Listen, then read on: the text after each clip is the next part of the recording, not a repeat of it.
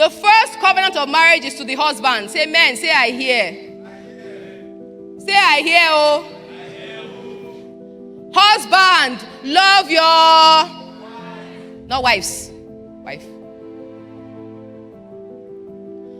Husband, love your. And I like God. God doesn't leave things open-ended. He says, as Christ loves the church. Tell me, how does Christ love you? You and I, we are the church of Christ. How does Christ love you? Tell me. Tell me, how does Christ love you? Unconditionally. So write it down. Love your wife, number one, unconditionally. How else does Christ love you? Number two, tell me. Sacrificially. Love your wife sacrificially. Write it down. Only the men are talking. No?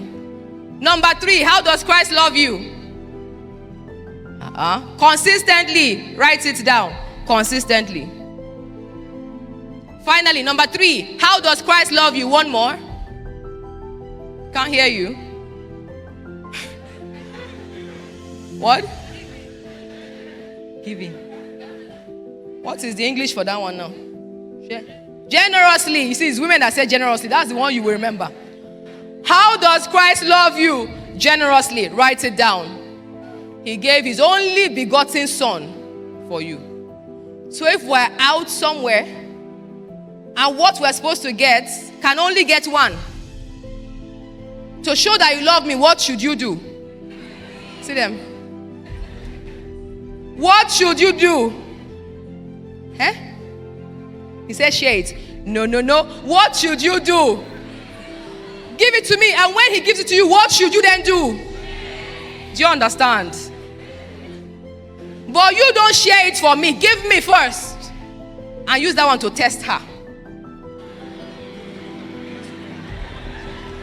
Because if she takes everything, there's problem. Oh.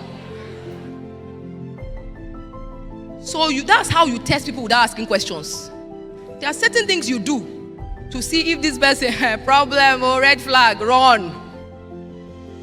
If everything, give me, is about me, there's a problem. And you will not ask them like that. Are you very selfish? That's not how you ask it.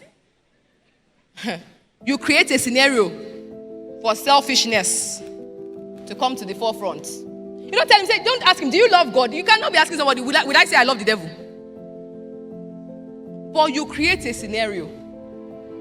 Maybe you can say something like, I feel led to give this seed, oh, but man, I don't even understand how I would survive after doing it. I feel like there's this nudging in me to give. And if he tells you, well, you better use your sense, yo. You have to have a conversation.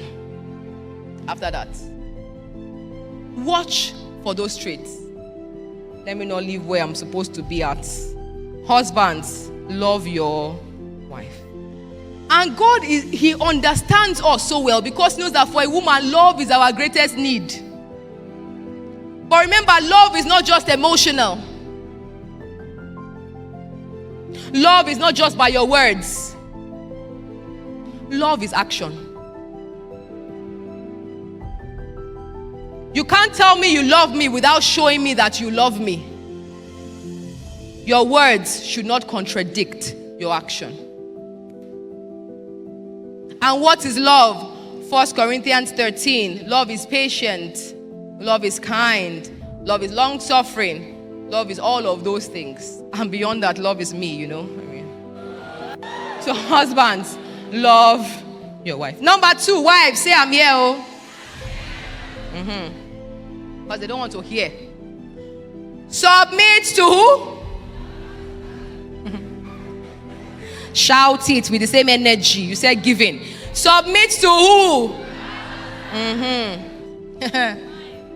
In some things. In what?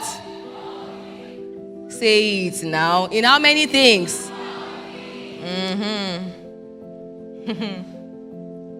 Submit to your husband in all things. Why? Because that's God's ordination. Now, as I was looking at the structure of the business today, it occurred to me that in the family unit, the man is the CEO. He's responsible for the health of the company. He's responsible to ensure that the company makes maximum profit. But the woman is the president.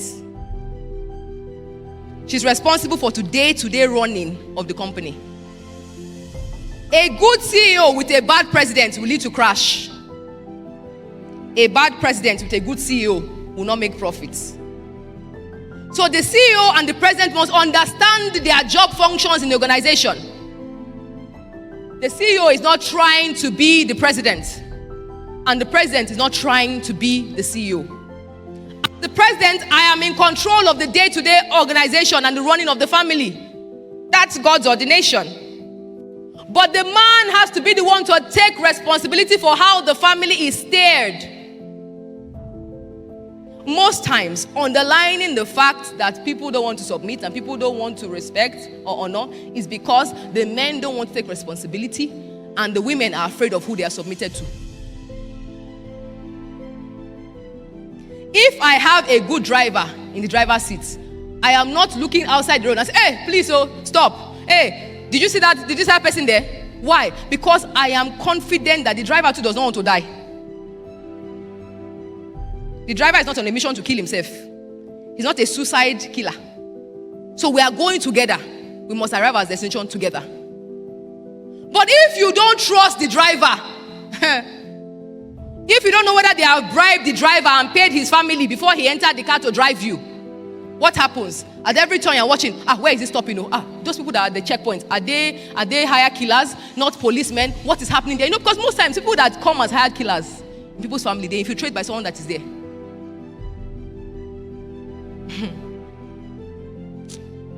Let me not talk too much about this one. If your husband is in the driver's seat and you are confident that he doesn't want to crash, you're not afraid to sleep while he's driving. In fact, he's the one that's telling you, wake up now, let's gist. I'm like, gist? No, I'm not just, listen to your music because I want to sleep. I want to enjoy my journey. But if you are not confident on the person that is driving, and most times as wives, we are like this in the physical. My husband does not like to drive me if I'm sitting down in the front seat. Why? Because I'm telling you, almost as if I'm pressing the brake too, as I'm there. He's like, I can see it. Sometimes I'm shouting, hey, stop.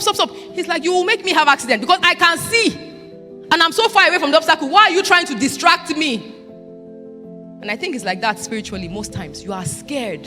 And that's why you don't want to submit. If you are confident in who he is, if you have watched all those traits, submission is a natural overflow. But remember, submission is not slavery. But submission is power under control. Submission is authority under control.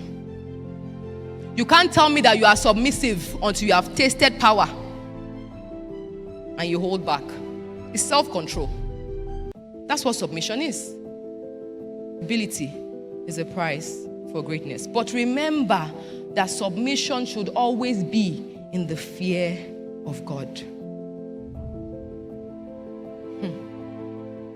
So as men, we must understand that even though God says we are the head, a head without a neck is a monster.